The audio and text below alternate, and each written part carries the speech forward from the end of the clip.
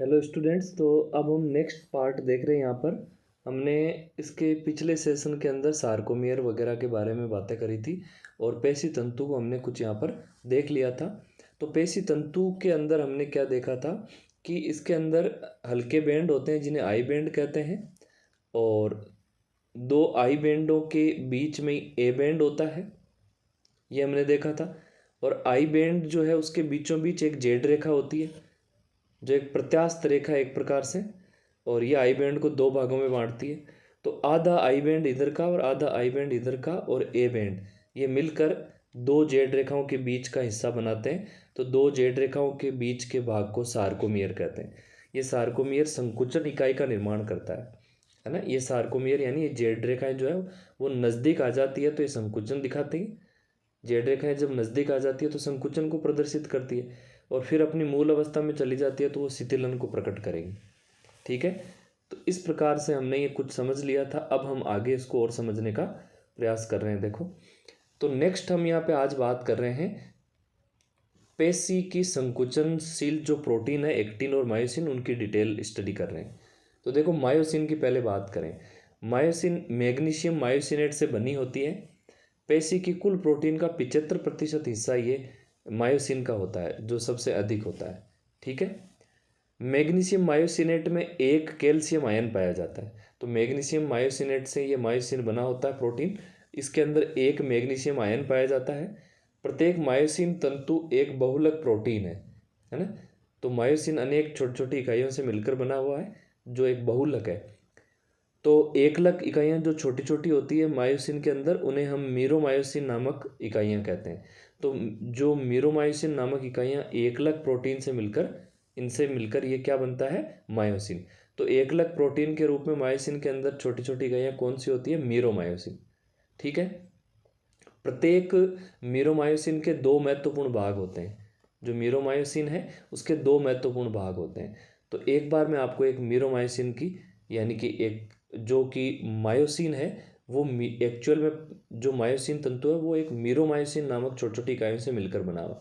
तो हम एक मीरोमायोसिन का डायग्राम देखो यहाँ पर समझें, है ना। मायोसिन के अंदर एकलक इकाई के रूप में, मायोसिन के अंदर एकलक इकाई के रूप में क्या होती है, मीरोमायोसिन होता है। ये मीरोमायोसिन का डायग्राम है यहाँ पे। तो ऐसे अनेक मीरोमायोसिन मिलकर एक मायोसिन का निर्माण करते हैं। तो एकलक इकाई के रूप में ये जो मीरोमायोसिन है वो यहाँ पे हमने देखना है। ठीक है, तो देखो इस मीरोमायोसिन के अंदर आपको क्या दिखाई दे रहा है कि ये आगे का भाग, ये इसका गोल भाग जो है ना, ये शीर्ष भाग हो गया। और इसके अंदर जो ये गोल भाग है, शीर्ष भाग है, ये कुछ यहाँ से देखो, इस यहाँ से ऐसे था, फिर इसके बाद में ये ऐसे मुड़ जाता है, क्रॉस कर रहा है ना। तो इसको हम क्रॉस भुजा कहते हैं। ये वाली जो भुजा है ऊपर की ओर ये ऐसे उठी हुई है, इसको क्रॉस भुजा बोलेंगे। और ये जो गोलाकार शीर्ष है, इस शीर्ष के ऊपर देखो यहाँ पे एक हिस्सा है जो एक्टिन योजी स्थल कहलाता है। यानी ये तो मायोसिन का भाग है, और इसके ऊपर जो स्थान है यहाँ पे, ये एक्टिन से जुड़ेगा। एक्टिन योजी स्थल, एक्टिन से जुड़ने वाला स्थान है। और देखो इस जगह पर, इसमें ये जो स्थान है इसको हम एटीपी योजी स्थल बोलेंगे। यानी यहाँ पर एटीपी का अणु आकर जुड़ता है। ठीक है, तो एक बार वापस देख लो, ये जो डायग्राम है वो मीरोमायोसिन है, और ऐसे अनेक मीरोमायोसिन मिलकर मायोसिन का निर्माण करते हैं। तो ये एकलक इकाई है मायोसिन की। ठीक, इसके अंदर ऊपर गोलाकार शीर्ष जो है, उसमें जो भाग है, दोनों गोलाकार शीर्ष पर जो भाग है वो एक्टिन से जुड़ते हैं। एक वाला हिस्सा तो ये हो गया, और दूसरा इसके अंदर देखो ये वाला जो भाग है इस गोलाकार शीर्ष पर, यहाँ पर एटीपी आकर जुड़ेगी। ये एटीपी योजी स्थल है, एटीपी से जुड़ने वाला स्थान है। ठीक है, तो इसके अंदर ये गोल ऊपर शीर्ष हो गया, और ये शीर्ष यहाँ से उठा हुआ है तो इसको क्रॉस भुजा बोल देंगे। और बाकी ये वाला हिस्सा हम पूंछ बोलेंगे इसको, है ना। ये वाला जो हिस्सा है इसको हम क्या बोल देंगे, पूंछ बोल देंगे। बाकी ऊपर की ओर गोल शीर्ष है। ठीक है, एक्चुअल में गोल शीर्ष के बाद में पूरा पूंछ ही है, लेकिन यहाँ ये क्रॉस भुजा के रूप में है, तो बाकी का हिस्सा इसका गोल शीर्ष के अलावा पूंछ कहलाएगा। ये एक मायोसिन का डायग्राम है, यानी एक्चुअल में मायोसिन की एकलक इकाई मीरोमायोसिन का डायग्राम है। ठीक है, तो इन चीज़ों को ध्यान रखते हुए अब वापस थ्योरी को देखते हैं। देखो, तो मायोसिन प्रोटीन के स्ट्रक्चर की बात कर रहे हैं हम यहाँ पे। तो आपने क्या देखा कि मायोसिन जो है, प्रत्येक मायोसिन वो मीरोमायोसिन से मिलकर बना होता है। प्रत्येक मीरोमायोसिन के दो महत्वपूर्ण भाग होते हैं। एक छोटी भुजा वाला गोलाकार सिरा है ना, ऊपर एक भाग है वो छोटी भुजा है जिसके अंदर वो गोलाकार शीर्ष युक्त है, जिसे हेवी मीरोमायोसिन यानी भारी मीरोमायोसिन बोलेंगे। और दूसरा एक पूंछ वाला हिस्सा है जिसे लाइट मीरोमायोसिन बोल देंगे। ठीक है। मीरोमायोसिन अवयव ए तंतु पर बाहर की तरफ एक नियत दूरी और नियत कोण पर उभरे रहते हैं। तो एक्चुअल में यदि हम बात करें तो मीरोमायोसिन जो है वो बाहर की तरफ देखो इस प्रकार से ऐसे उभरे रहते हैं ना, तो इस प्रकार से ये ऐसे निकले होते हैं। ठीक है। तो जिसे क्रॉस भुजा कहते हैं। तो ये आपको थोड़ा सा ध्यान रखना होगा कि यहाँ पे क्रॉस भुजा एक नियत दूरी और नियत कोण के साथ यहाँ पर व्यवस्थित है। तो ये देखो यहाँ पे इस जगह पर ये ऐसे निकली हुई है, तो ये कुछ एक कोण बन रहा है यहाँ पर, है ना। ओके, अब इसको वापस लैंग्वेज को समझने का प्रयास कर रहे हैं हम। तो हम क्या कह रहे हैं कि ये जो क्रॉस भुजा है ये एक नियत कोण के रूप में उभरी हुई है। तो इसका गोलाकार सिर एटीपेज की तरह कार्य करता है। तो इस जो मीरोमायोसिन है इसका गोलाकार सिर होता है, वहाँ पर एटीपेज एंजाइम स्थित होता है, यानी एक्चुअल में एटीपेज एंजाइम वहाँ पर, ये इसका शीर्ष जो है वो एटीपेज एंजाइम की तरह कार्य कर रहा है, ताकि एटीपी वहाँ आकर जुड़ेगी तो उसका एटीपी का ये क्या करेगा, विघटन करेगा। तो जिस पर एटीपी का बंधन होगा तथा एक्टिन का सक्रिय स्थल वहाँ पर पाया जाता है। तो गोलाकार शीर्ष में एक तो एक्टिन से जुड़ने वाला स्थान देखा आपने, और एक एटीपी जुड़ने वाला स्थान है जहाँ पर एटीपेज एंजाइम की वजह से एटीपी का विखंडन होगा। तो एटीपी और दूसरा जो हिस्सा है वो एक्टिन से जुड़ने वाला है मीरोमायोसिन के ऊपर। ठीक है। अब एक्टिन की बात करें। एक्टिन प्रोटीन, प्रत्येक एक्टिन तंतु एक दूसरे से सर्पिल रूप में कुंडलित 2F एक्टिन यानी तंतुमय एक्टिन का बना होता है। F का मतलब यहाँ पर हम बोल देंगे फाइब्रस। F एक्टिन का मतलब क्या हुआ, F एक्टिन का मतलब है यहाँ पर फाइब्रस एक्टिन, है ना, तंतुमय एक्टिन। तो वापस देखो, जो एक्टिन है उसकी संरचना देख रहे हैं अपन, एक्टिन की संरचना की बात कर रहे हैं। तो एक्टिन की संरचना में क्या है कि प्रत्येक एक्टिन तंतु एक दूसरे से सर्पिल रूप में कुंडलित इस प्रकार से संरचना के रूप में 2F एक्टिन पाए जाते हैं एक्टिन के अंदर। तो जैसे एक तो ये हो गया, ठीक है, और दूसरा इसके साथ में इस प्रकार से अपन ये एक एक्टिन तंतु और मान लें यहाँ पर इस प्रकार से। तो 2F एक्टिन इसके अंदर एक्टिन में होते हैं। अब देखो जो F एक्टिन है वो G एक्टिन यानी गोलाकार एक्टिन, है ना, ग्लोब्यूलर कह सकते हैं, गोलाकार एक्टिन का बहुलक होता है। ठीक। तो देखो एक्टिन के अंदर दो सर्पिल रूप में कुंडलित तो क्या है, दो सर्पिल रूप में कुंडलित तो F एक्टिन है, और ये जो F एक्टिन है इसके अंदर भी कुछ गोलाकार प्रोटीन है। तो ये गोलाकार प्रोटीन जो है वो क्या है, G एक्टिन है। तो G एक्टिन मिलकर F एक्टिन बनाएंगे, और F एक्टिन टोटल 2 होते हैं, और 2 F एक्टिन से मिलकर एक्टिन का निर्माण होता है। ठीक है। और आगे देखो, एक्टिन तंतु कैल्शियम एक्टिनेज के बने होते हैं। आपने देखा कि मायोसिन जो है वो मैग्नीशियम आयोसिनेट के बने होते हैं, और यहाँ पर जो एक्टिन तंतु है वो कैल्शियम एक्टिनेज के बने होते हैं, जिसमें 4 कैल्शियम आयन पाए जाते हैं। वहाँ पर आपने देखा था कि मायोसिन के अंदर एक ही मैग्नीशियम आयन पाया जाता है, जबकि एक्टिन के अंदर 4 कैल्शियम आयन पाए जाते हैं। ठीक है। अब इसके बाद में यहाँ पे थोड़ा सा और देखो कि इसके बाद में एक्टिन के अंदर ट्रोपोमायोसिन भी पाई जाती है। ट्रोपोमायोसिन प्रोटीन भी है, एक्चुअल में हम इसको एक्टिन का ही भाग मान लें, या फिर इसको थोड़ा सा अलग रूप में समझ लें। जैसे हमने पहला मायोसिन पढ़ लिया, दूसरा एक्टिन हो गया, और अब हम ट्रोपोमायोसिन को देख लेते हैं जो एक्टिन से कनेक्टेड है।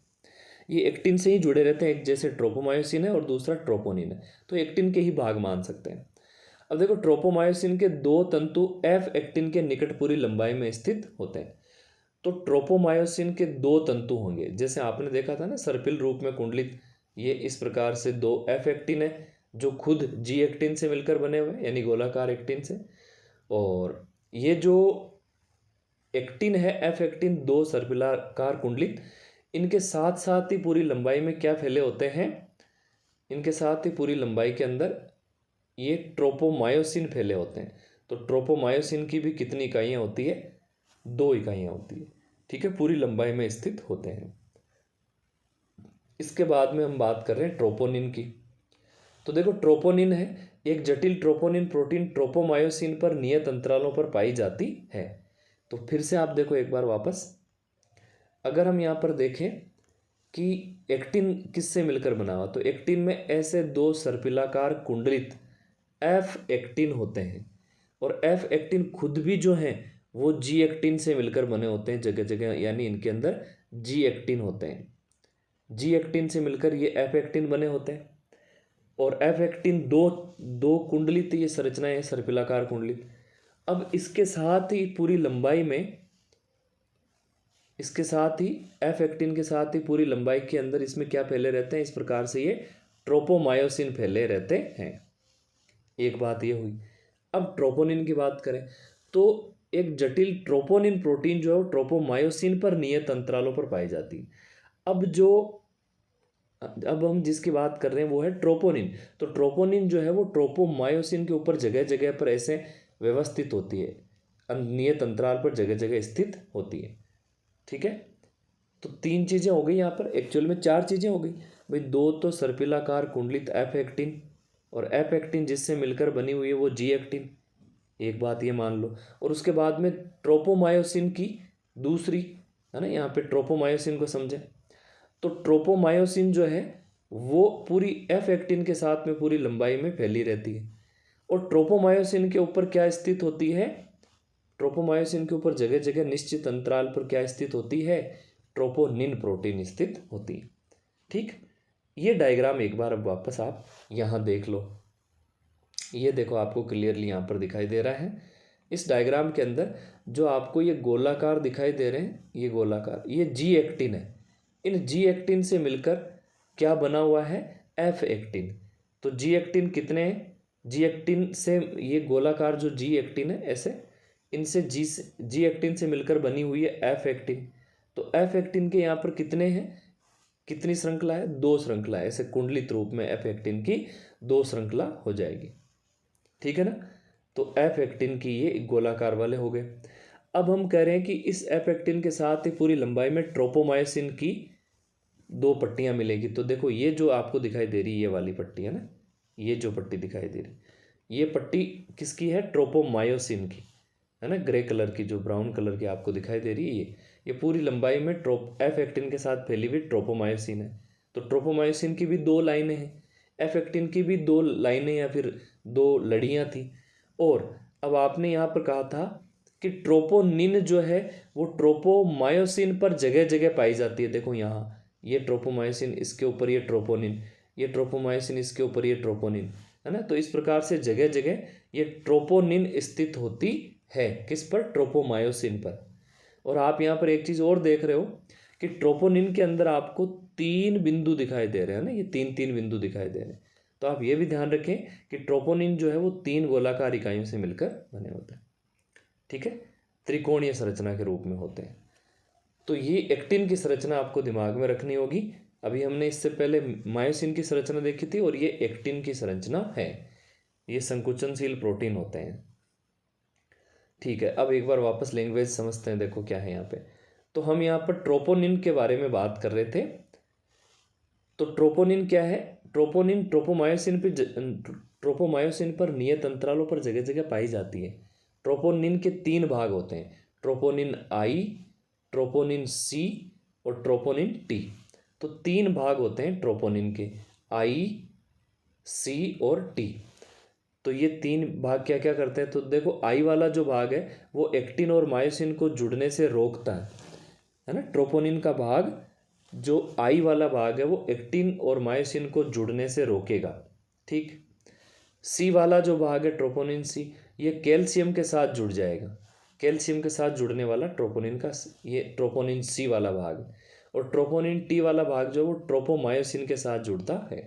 ट्रोपोनिन टी के द्वारा ट्रोपोमायोसिन जुड़ा होता है। ठीक है, तो इस प्रकार से एक्टिन और मायोसिन की स्ट्रक्चर हमने अभी यहाँ पर देखी है। अब हम बात कर रहे हैं कि किस प्रकार से ये संकुचनशील प्रोटीन संकुचन की क्रियाविधि को कंप्लीट करते हैं, जिससे हमारे हाथ पैरों में गतियाँ होती है। तो अब इसको थोड़ा सा यहाँ पर समझने का प्रयास करते हैं। तो देखो हमारा टॉपिक है पेशी संकुचन की क्रियाविधि या मैकेनिज्म। तो मैकेनिज्म ऑफ मसल कॉन्ट्रैक्शन। तो पेशी संकुचन, मांसपेशियां संकुचन कैसे करती है उसकी क्रियाविधि को समझने जा रहे हैं। तो इसे सर्पी तंतु सिद्धांत, स्लाइडिंग फिलामेंट थ्योरी द्वारा समझाया जाता है। तो सर्पी तंतु सिद्धांत से हम पेशी संकुचन की क्रियाविधि को समझेंगे, जिसके अनुसार पेशी रेशों का संकुचन पतले तंतुओं एक्टिन का मोटे तंतुओं के ऊपर फिसलने से होता है। तो वापस सुनो यहाँ पर कि इसमें ये जो पेशी संकुचन की क्रियाविधि है उसमें पेशी रेशों का संकुचन कब होगा, जब एक्टिन जो है वो मायोसिन के ऊपर खिसकेंगे। तो ये नज़दीक आ जाएंगे ऐसे, है ना, और ज़्यादा संकुचन होगा तो एक एक्टिन के ऊपर दूसरा एक्टिन इस प्रकार से व्यवस्थित हो जाएगा। तो शुरू में तो देखो एक्टिन जो है वो इस प्रकार से इतने गैप लिए हुए थे और ये नीचे मायोसिन होता है, उस मायोसिन से कनेक्टेड। तो एक्चुअल में मायोसिन के ऊपर ये एक्टिन फिसलते हैं। अब एक्टिन गति कर रहे हैं, मायोसिन अपनी जगह है। तो एक्टिन तंतु जो है वो मायोसिन के ऊपर फिसलते हैं, यानी पतले तंतु एक्टिन जो है वो मोटे तंतु मायोसिन के ऊपर फिसलते हैं। तो पेशी संकुचन की क्रियाविधि पूरी कंप्लीट होती है। तो इसको हम आगे और समझते हैं। देखो पेशी संकुचन की क्रियाविधि को। ओके, यहाँ हम बात करेंगे। देखो पेशी संकुचन की क्रियाविधि में आगे क्या है कि केंद्रीय तंत्रिका तंत्र के चालक तंत्रिका द्वारा भेजे गए संकेत से, केंद्रीय तंत्रिका तंत्र ने सपोज करो चालक या प्रेरक तंत्रिका के द्वारा संकेत भेजें, वो संकेत मान लो कि हमारी मांसपेशियों के पास में पहुंचे हैं, तो उसके कारण पेशी संकुचन होगा, है ना। एक चालक तंत्रिका और इसके पेशीय रेशे से मिलकर एक प्रेरक इकाई का निर्माण होता है। तो देखो मान लो कि ये हमारा जैसे ये हाथ हो गया ना, ये हाथ है यहाँ पर इस प्रकार से, ये हाथ मान लेते हैं, ठीक है, ये हाथ हो गया। तो इस हाथ की जो मांसपेशियां हैं, उस हाथ की मांसपेशियों में न्यूरॉन केंद्रीय तंत्रिका तंत्र से संकेत लेकर आएंगे, है ना। तो न्यूरॉन को अपन तंत्रिका बोलेंगे और मांसपेशियां इस हाथ के अंदर है। तो तंत्रिकाएं जो है, न्यूरॉन्स जो सूचनाएं लेकर कहाँ आएंगे, इस प्रकार से सूचनाएं लेकर न्यूरॉन जो है वो कहाँ किसके पास आ जाएंगे, हाथ की मांसपेशी के पास। तो हाथ की मांसपेशी में पेशी है और ये तंत्रिका है। तो तंत्रिका पेशी मिलकर आपस में एक संधि बनाती है जिसे न्यूरोमस्कुलर जंक्शन या तंत्रिका पेशी संधि बोलेंगे। तो तंत्रिका पेशी संधि में पेशियों में संकुचन तंत्रिकाओं के द्वारा सूचनाएं पहुंचाने के कारण होता है। तो न्यूरॉन या तंत्रिका जब सूचना लेकर इस मांसपेशी के पास में आती है तो हमारा जो हाथ है उसमें हाथ की मांसपेशी में संकुचन होता है, ठीक है। तो अब ये किस प्रकार से और कैसे क्या होता है इसको समझने जा रहे हैं। तो देखो यहाँ पे वापस आगे देखते हैं कि प्रेरक तंत्रिका या चालक तंत्रिका और पेशीय रेशों यानी कि जो मांसपेशियां हैं उनकी सार्कोलेमा के बीच, आपने देखा था कि पेशी तंतु की प्लाज्मा झिल्ली को सार्कोलेमा कहते हैं। तो प्रेरक तंत्रिका या चालक तंत्रिका और जो मांसपेशी है उसकी सार्कोलेमा के बीच की संधि को तंत्रिका पेशी संधि या न्यूरोमस्कुलर जंक्शन कहते हैं, या चालक अंत्य पट्टिका मोटर एंड प्लेट भी कहते हैं। कि मांसपेशी जो है हाथ की उसके ऊपर न्यूरॉन आकर यहाँ पर सूचना लेकर आते हैं, ठीक है। तो न्यूरॉन की सूचना से आगे क्या होगा इसको हम यहाँ पर समझ रहे हैं। तो देखो हम बात कर रहे हैं कि ये जो तंत्रिका पेशी संधि है वहाँ पर न्यूरॉन ने सूचनाएं पहुंचाई है पेशियों के पास, तो किस प्रकार से क्रिया हुई है। तो इस संधि पर, तंत्रिका पेशी संधि पर किसी तंत्रिका संकेत के पहुंचने से एक तंत्रिका संचारी पदार्थ न्यूरॉन से निकलता है जिसका नाम है एसिटाइल कोलिन। तो एसिटाइल कोलिन जो है वो न्यूरॉन से निकलकर मांसपेशियों के पेशी तंतुओं में आ जाता है। तो एसिटाइल कोलिन याद रखना नाम आप, ठीक है, मुक्त होता है जो सार्कोलेमा में एक क्रिया विभव उत्पन्न करता है। तो जो मांसपेशी है उसकी पेशी तंतु की जो प्लाज्मा झिल्ली है सार्कोलेमा, उसके अंदर एक प्रकार से क्रिया विभव यानी एक्शन पोटेंशियल आ जाएगा, यानी एक जो करंट आ जाएगा, ठीक है। एसिटाइल कोलिन कहाँ से आया है, तंत्रिका कोशिका यानी एक प्रकार से न्यूरॉन तंत्रिका के द्वारा एक पदार्थ निकला एसिटाइल कोलिन, जिसकी वजह से सार्कोलेमा जो है पेशी तंतु की उसके अंदर एक्शन पोटेंशियल हुआ है, वहाँ पर एक प्रकार से करंट उत्पन्न हुआ है। तो यह जो विभव है, पोटेंशियल है, ये समस्त पेशीय रेशों पर फैल जाता है, पूरी पेशी तंतु पर फैल जाएगा। जिससे क्या होगा, जिससे सार्कोप्लाज्म, जो पेशी तंतु का कोशिका द्रव्य है उसको सार्कोप्लाज्म कह रहे हैं, जिससे सार्कोप्लाज्म में कैल्शियम आयन मुक्त हो जाते हैं। तो बहुत सारे कैल्शियम आयन जब बढ़ जाते हैं तो आगे क्या होता है, इसको हम अभी समझ रहे हैं। एक बार फिर से वापस ये 3 लाइनें वापस समझो कि हमारी हाथ की मांसपेशी के पास में न्यूरॉन सूचना लेकर आया, तो न्यूरॉन की सूचना यानी तंत्रिका की सूचना से एसिटाइल कोलिन निकला, जो पेशी मांसपेशी के पेशी तंतु की सार्कोलेमा में फैल गया। सार्कोलेमा में जब क्रिया विभव आ गया तो इस क्रिया विभव के कारण सार्कोप्लाज्म, पेशी तंतु के कोशिका द्रव्य यानी सार्कोप्लाज्म में बहुत सारे कैल्शियम आयन मुक्त हो जाते हैं। ठीक, तो ये कैल्शियम आयन जो मुक्त हुए, अब क्या होगा, तो देखो कैल्शियम आयन स्तर के बढ़ने से बहुत सारे जब कैल्शियम आयन इकट्ठे हो जाते हैं कोशिका द्रव्य यानी कि सार्कोप्लाज्म के अंदर, तो एक्टिन तंतु पर ट्रोपोनिन की उप इकाई से कैल्शियम बंध बनाकर एक्टिन के ढके हुए सक्रिय स्थानों को खोल देता है। अब जो कैल्शियम आयन है ना, वो बहुत सारे इकट्ठे हो जाते हैं तो वो ट्रोपोनिन से जुड़ जाते हैं। ट्रोपोनिन से जुड़ने के कारण क्या होता है कि जो ट्रोपोमायोसिन ऐसे फैली हुई थी उसकी जगह जगह पर ये क्या, उसके ऊपर क्या स्थित था, ट्रोपोनिन।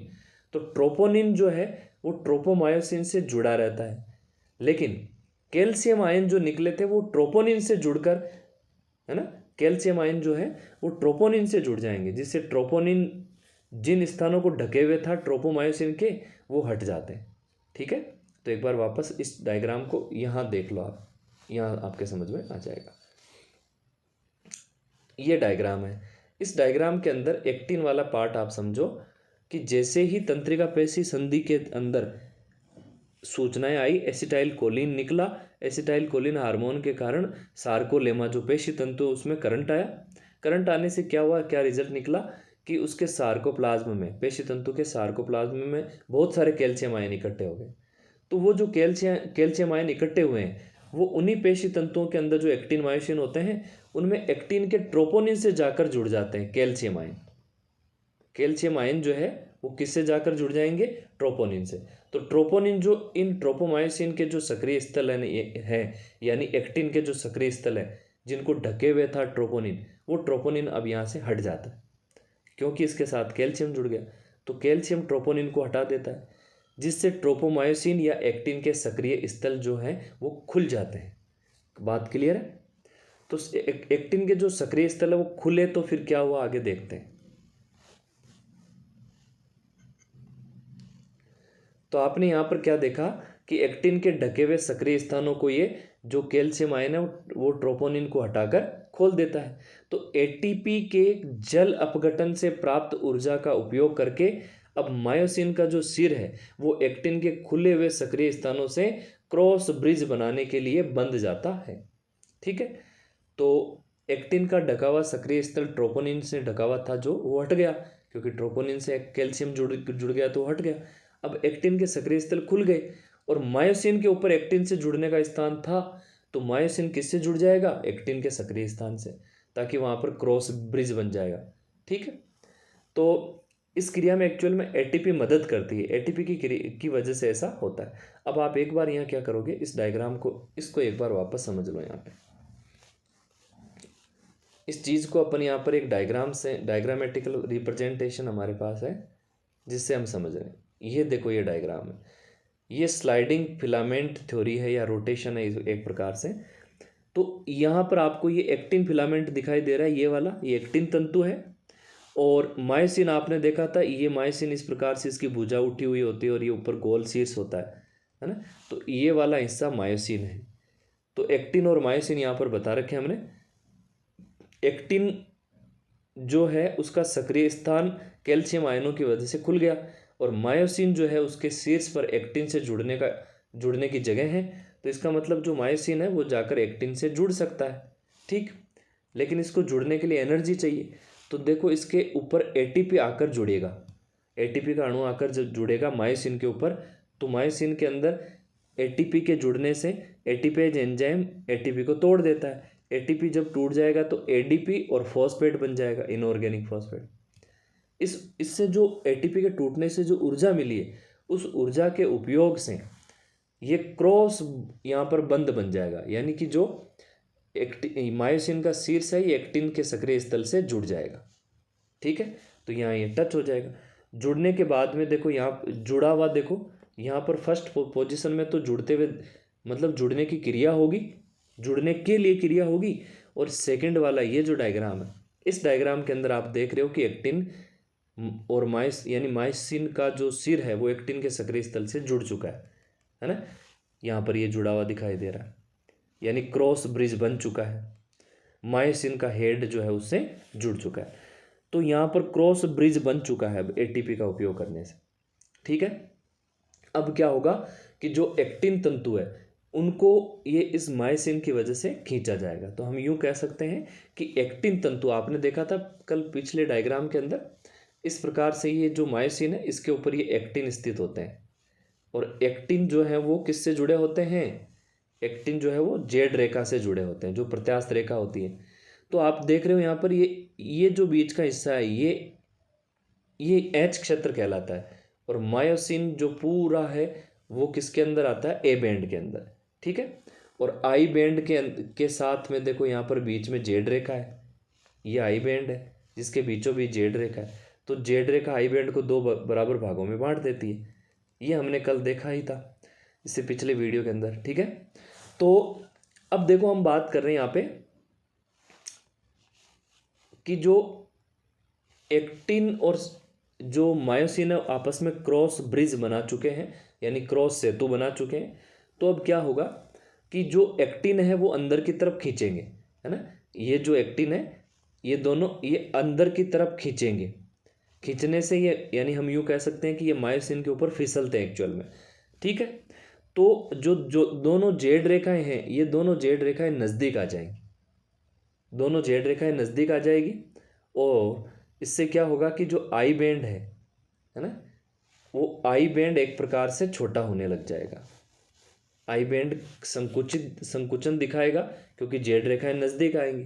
ठीक है, लेकिन मायोसिन अपनी जगह है, मायोसिन अपनी जगह होने से मायोसिन से मिलकर बना हुआ है कौन, मायोसिन से मिलकर ए बैंड बना हुआ। तो ए बैंड के अंदर मायोसिन ही है, तो ए बैंड में कोई चेंज नहीं आएगा क्योंकि मायोसिन अपनी जगह है। भाई ध्यान दें आप, मायोसिन तो अपनी जगह रहता है, लेकिन जो एक्टिन है वो अंदर की तरफ खींचते हैं, ये एक्टिन अंदर की तरफ खींचते हैं, अंदर की तरफ। ठीक है, जिससे जेड रेखा भी अंदर की तरफ भागती है, लेकिन मायोसिन अपनी जगह रहता है। तो रिजल्ट क्या निकलता है कि एक्टिन तंतुओं के खिसकने की वजह से, एक्टिन की वजह से खिसकने की वजह से आई बैंड तो छोटा हो जाएगा, है ना, जेड रेखाओं के खींचने से, और ए बैंड वैसा का वैसा ही रहेगा। हल्का बैंड जो है वो छोटा हो जाएगा क्योंकि एक्टिन, हल्के बैंड के अंदर एक्टिन ही है, एक्टिन खींच रहे हैं, नज़दीक आ रहे हैं, तो आई बैंड छोटा हो जाएगा। और जेड बैंड तो जो है, ए बैंड तो जो है वो मायोसिन से मिलकर बना हुआ है और मायोसिन अपनी जगह है, इसलिए ए बैंड में कोई चेंज नहीं आएगा। तो एक बार इस डायग्राम को थोड़ा सा हल्के रूप में एक बार वापस देख लेते हैं, फिर इसकी लैंग्वेज को और समझ लेंगे। तो आपने क्या देखा कि मायोसिन के सिर के ऊपर एटीपी आकर जुड़ा, एटीपी टूटी, टूटने से एनर्जी मुक्त हुई। उस एनर्जी का उपयोग करके जो एक्टिन का खुला हुआ स्थान है ट्रोपोनिन के हटने से, ट्रोपोनिन क्यों हटा, क्योंकि ट्रोपोनिन से कैल्शियम जुड़ गया, तो अब एक्टिन का सक्रिय स्थल खुल गया। एक्टिन का सक्रिय स्थल खुल गया तो मायोसिन एटीपी का उपयोग करके उससे जुड़ने की कोशिश कर रहा है। तो फर्स्ट वाली स्थिति में जुड़ने की कोशिश है और सेकंड वाली स्थिति में जुड़ गया, यानी क्रॉस बॉन्ड बन गया। ठीक है, क्रॉस ब्रिज बन गया। अब क्या होगा कि एक्टिन खिसकेंगे, तो देखो मायोसिन जो है आपको यहाँ पर ये एक्टिन को अपनी तरफ खींचता हुआ दिखाई दे रहा है, तो मायोसिन अपनी जगह रहेगा। और आप यहाँ पर देख पा रहे हो कि ये इस रूप में ऐसे, है ना, ये खींच रहा है एक्टिन को। तो एक्टिन तंतु जो है वो खींचेंगे ऐसे, इस प्रकार से एक्टिन खींच जाएंगे। और अब क्या होगा कि एक्टिन को खींचकर संकुचन करवा के जो मायोसिन है, मायोसिन का सिर है, वो विश्राम अवस्था में आने की कोशिश कर रहा है। तो विश्राम अवस्था में आने की कोशिश कर रहा है, लेकिन अभी ब्रिज, ये जो ब्रिज है ये टूटा नहीं है। तो ब्रिज कब टूटेगा, जब यहाँ से ये एडीपी और फॉस्फेट जो इसके ऊपर स्थित है वो अब हट जाएंगे। ठीक है, और नया एटीपी अणु आकर जुड़ेगा।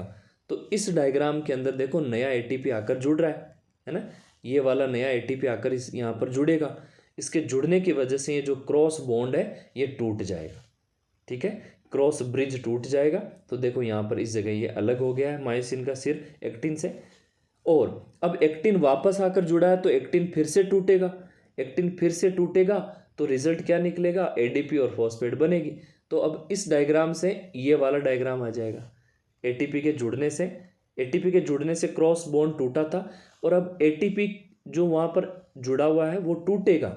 एटीपी टूटेगा तो क्रॉस ब्रिज एनर्जी मिलेगी, तो क्रॉस ब्रिज वापस बनना शुरू होगा। तो इस प्रकार से ये क्रिया लगातार दोहराई जाएगी।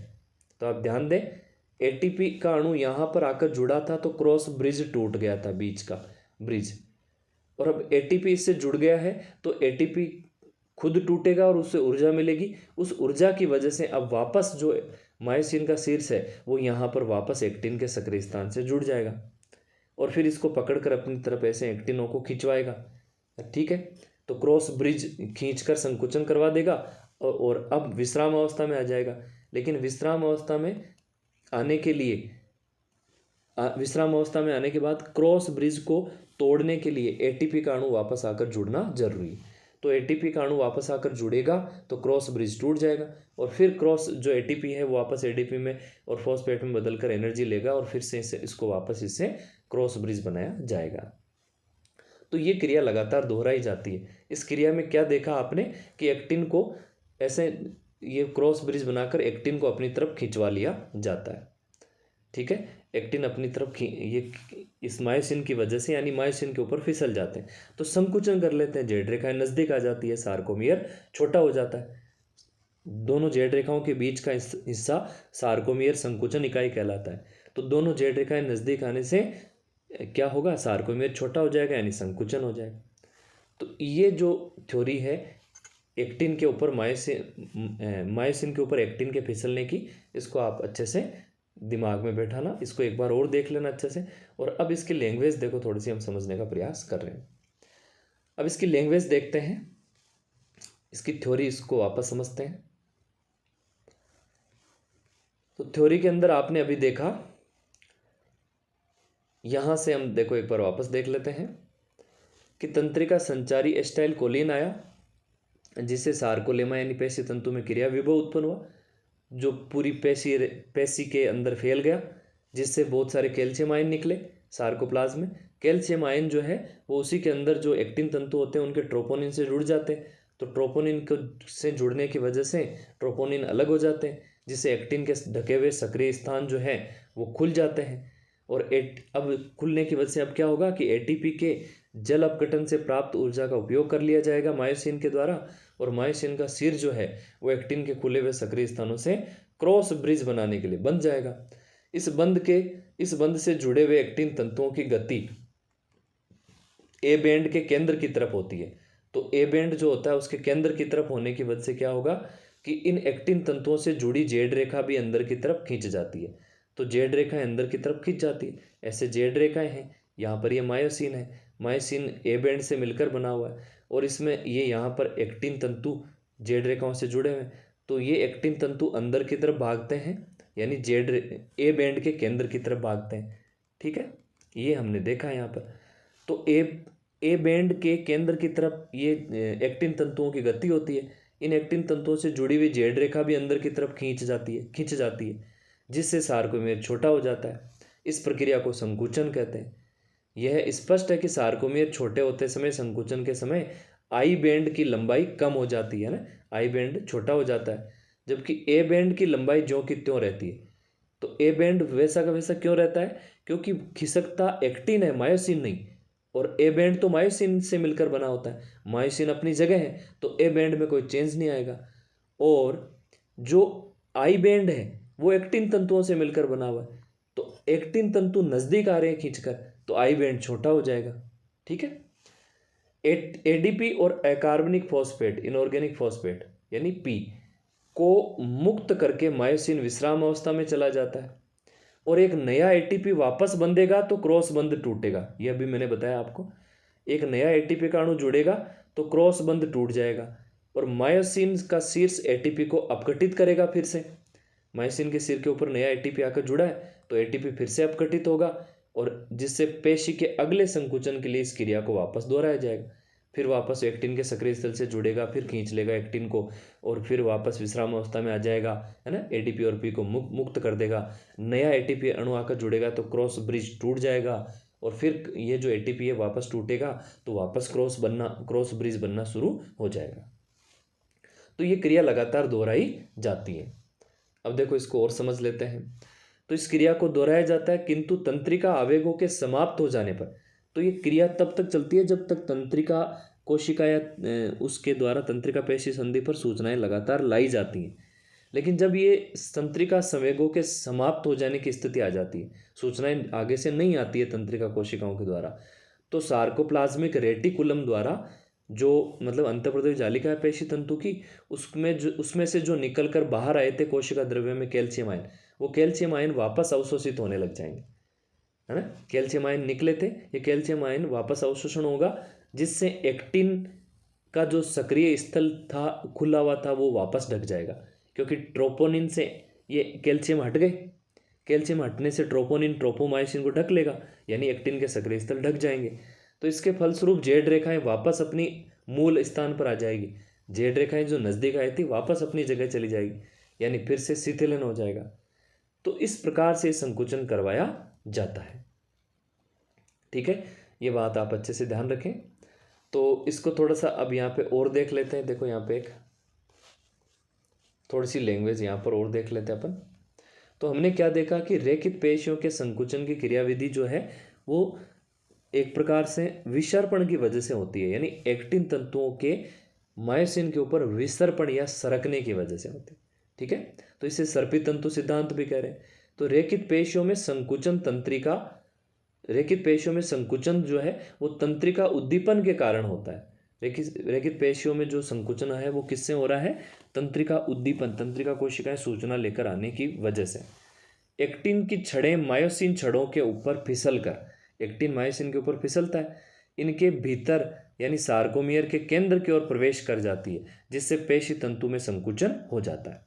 ठीक है, तो पेशी संकुचन का जो ये सर्पी तंतु सिद्धांत है ना, सर्पी तंतु, यहाँ पर ये सर्पी कर लेना, सर्पी तंतु सिद्धांत या छड़ विसर्पण सिद्धांत भी इसको हम कह सकते हैं। ठीक है, बात क्लियर? तो ये सारी चीज़ हमने अभी यहाँ पर पढ़ ली है। ये यहाँ पर लैंग्वेज, अब चाहे इसको याद रखने की आपको आवश्यकता नहीं है, पूरी लैंग्वेज हम यहाँ पे पढ़ चुके हैं। ठीक है,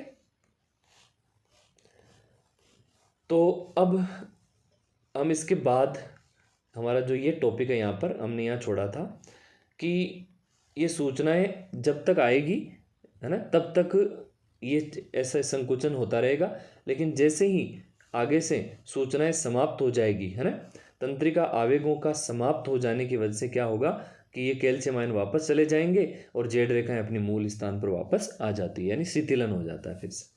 अब देखो यहाँ पे एक पॉइंट देखना, समझना। पॉइंट यहाँ पर क्या है कि विभिन्न पेशियों में रेशों की प्रतिक्रिया अवधि में अंतर हो सकता है। तो अलग अलग पेशियों में इनकी प्रतिक्रिया में अंतर हो सकता है। अब क्या होता है कि पेशियों में बार बार सूचनाएं आती है और पेशियां संकुचन करती है। तो पेशियों के बार बार उत्तेजित होने पर उनमें सूचनाएं आएगी, वो संकुचित होगी, सूचनाएं आएगी, संकुचित होगी, फिर शिथिल होगी, फिर संकुचित होगी। तो पेशियों के बार बार उत्तेजित होने पर उनमें अवायवीय श्वसन होने लग जाता है। ठीक है, मांसपेशियों के अंदर, जिससे मांसपेशियों में लैक्टिक अम्ल का जमाव हो जाता है, जिससे थकान होने लग जाती है। लैक्टिक अम्ल जमा होने लग जाएगा अवायवीय श्वसन के फलस्वरूप, और जिससे हमें थकान होगी। तो पेशियों में ऑक्सीजन भंडारित करने वाला एक लाल रंग का वर्णक मायोग्लोबिन पाया जाता है, ये आप ध्यान रखें। अवायवीय श्वसन जब बार बार उत्तेजित होती है तब होने लगता है, लैक्टिक अम्ल बनेगा और थकान होगी। लेकिन हम कह रहे हैं कि ऑक्सीजन को भंडारित करने वाला एक लाल रंग का वर्णक जो मांसपेशियों में पाया जाता है उसको क्या कहते हैं? मायोग्लोबिन। ठीक है, मायोग्लोबिन की उपस्थिति के आधार पर पेशी तंतु दो प्रकार के होते हैं। तो कौन कौन से एक बार देख लेते हैं। मायोग्लोबिन लाल रंग का वर्णक है जो ऑक्सीजन को भंडारित करने के लिए मांसपेशियों में स्थित होता है। तो मायोग्लोबिन के आधार पर पेशी तंतु दो प्रकार के होते हैं, एक तो लाल पेशी तंतु और एक श्वेत पेशी तंतु। तो रेड मसल फाइबर और वाइट मसल फाइबर। कुछ पेशियों में मायोग्लोबिन की मात्रा ज़्यादा होती है, जिससे वे लाल रंग की दिखाई देती। ऐसी पेशियां लाल पेशियां कहलाती। सीधी सी बात है बस। तो ऐसी पेशियों में माइटोकॉन्ड्रिया ज़्यादा होंगे, है ना, मायोग्लोबिन की मात्रा ज़्यादा होगी और माइटोकॉन्ड्रिया ज़्यादा होंगे। तो माइटोकॉन्ड्रिया ज़्यादा होने से एटीपी का निर्माण ज़्यादा होगा, तो इनमें एटीपी निर्माण के लिए इनमें संग्रहित ऑक्सीजन की बड़ी मात्रा का उपयोग माइटोकॉन्ड्रिया करते हैं। तो माइटोकॉन्ड्रिया एटीपी का सोर्स है, एटीपी को इकट्ठा करेगा माइटोकॉन्ड्रिया। तो एटीपी निर्माण के लिए इनमें संग्रहित ऑक्सीजन की बड़ी मात्रा का उपयोग कौन करते हैं? माइटोकॉन्ड्रिया। इसलिए इन पेशियों को वायवीय पेशियां भी कहा जाता है। इनमें बहुत अधिक संख्या में माइटोकॉन्ड्रिया होने की वजह से माइटोकॉन्ड्रिया ऑक्सीश्वसन कर लेंगे, ऑक्सीजन को इकट्ठा कर लेंगे बहुत सारा। ठीक है, आपको पता ही है कि माइटोकॉन्ड्रिया के आंतरिक झिल्ली पर ईटीएस नामक सिस्टम पाया जाता है, इलेक्ट्रॉन ट्रांसफर सिस्टम, जिसके द्वारा लास्ट में ऑक्सीजन जो है वो इलेक्ट्रॉन ग्राही के रूप में इलेक्ट्रॉनों को ग्रहण करती है और वहाँ पर जल का निर्माण होता है। तो ऑक्सीजन यहाँ पर बड़ी मात्रा में इकट्ठी हो जाएगी। तो इसलिए माइटोकॉन्ड्रिया के कारण ऑक्सीश्वसन हो सकता है, तो हम वायवीय पेशियां भी लाल पेशियों को कहेंगे। ठीक है, नेक्स्ट हम देख रहे हैं श्वेत पेशी तंतु। तो श्वेत पेशी तंतु क्या है? कुछ पेशियों में मायोग्लोबिन बहुत कम मात्रा में पाया जाता है। ठीक है, जिससे वे हल्के पीले या श्वेत प्रतीत होती है, तो इन्हें श्वेत पेशी तंतु कहते हैं। इनमें माइटोकॉन्ड्रिया की संख्या भी कम होती है, मायोग्लोबिन भी कम होता है, लेकिन अंतःप्रद्रवी जालिका अधिक मात्रा में पाई जाती है, यह आप ध्यान रखेंगे। अंतःप्रद्रवी जालिका इनमें ज़्यादा मात्रा में होती है श्वेत पेशी तंतु में, और इनमें माइटोकॉन्ड्रिया कम होते हैं, इसलिए इनमें ज़्यादातर अवायवीय विधि से ऊर्जा प्राप्त होती है। अवायवीय पेशियां भी ये कहलाती हैं। ठीक है, तो इस प्रकार से ये हमारा इस चैप्टर का लगभग ये एक पार्ट पूरा हो गया है, जहाँ पर मांसपेशियाँ क्या है, कौन कौन सी है। तो मांसपेशियाँ 3 प्रकार की देखी हमने, रेखित, अरेखित और हृदय पेशियाँ। तो रेखित पेशियाँ कंकाल से यानी हड्डियों से जुड़ी होती है, जो संकुचन शिथिलन करके हमारे शरीर में विभिन्न प्रकार की गतियाँ करवाती हैं। तो रेखित पेशी तंतु की क्रियाविधि किस प्रकार से होती है, किस प्रकार से संकुचन होता है, उसके अंदर कौन कौन से संकुचनशील प्रोटीन पाए जाते हैं, जैसे एक्टिन, मायोसिन, है ना, मायोसिन मीरोमायोसिन से मिलकर बना होता है। एक्टिन जो है वो आपके एफ एक्टिन, है ना, एक्टिन जो है वो किस किस से मिलकर बना होता है, जैसे अपन कहें तो 2 एफ एक्टिन से मिलकर बना होता है, जो खुद गोलाकार जी एक्टिन से मिलकर बने होते हैं। इसके अंदर फिर ट्रोपोमायोसिन होते हैं, ठीक, और फिर ट्रोपोनिन होते हैं, और ट्रोपोनिन आई, सी और टी 3 प्रकार के होते हैं, और मीरोमायोसिन से मिलकर मायोसिन बना होता है। ये हमने कुछ बातें यहाँ पर देखी। तो अब इस टॉपिक को एक बार आप और अच्छे से दोबारा देख लें, और इससे कोई डाउट हो तो आप मुझे कमेंट ज़रूर करें। बाकी लगभग ये हमने सारा यहाँ पर देख लिया है। ठीक है, ये थोड़ा सा हमारे यहाँ पर आउट ऑफ सिलेबस है यहाँ पे लास्ट में, जैसे कि आप ये एक बस इस पेज में से ये एक डायग्राम ध्यान रख लेना आप। बाकी आपको थ्योरी मैंने ऊपर जो बताई है वही ध्यान में रखनी है। ठीक है, बाकी और थ्योरी की इसको याद रखने की आपको आवश्यकता नहीं है। जैसे अगर मैं आपको यूँ कहूँ कि यहाँ पर ये जो आपको थ्योरी दिखाई दे रही है ये वाली, इसको आपको पढ़ने की ज़रूरत नहीं है, पूरी मैंने आपको अच्छे से बता दी है। ठीक है, और इसके बाद में देखो यहाँ नीचे भी थोड़ा सा ये बता रखा है, तो ये भी हमारे एक्स्ट्रा ही है पार्ट। इसको मैंने अपने 11th के स्टैंडर्ड के हिसाब से मैंने इसको बता दिया है। बाकी आपको इसको याद रखने की आवश्यकता नहीं है, ये सब हमने यहाँ पर पहले से समझ लिया है। एक यहाँ पर एक पॉइंट छोटा सा, आप इसको अगर इसको याद रख पाओ तो ये समझ लो आप।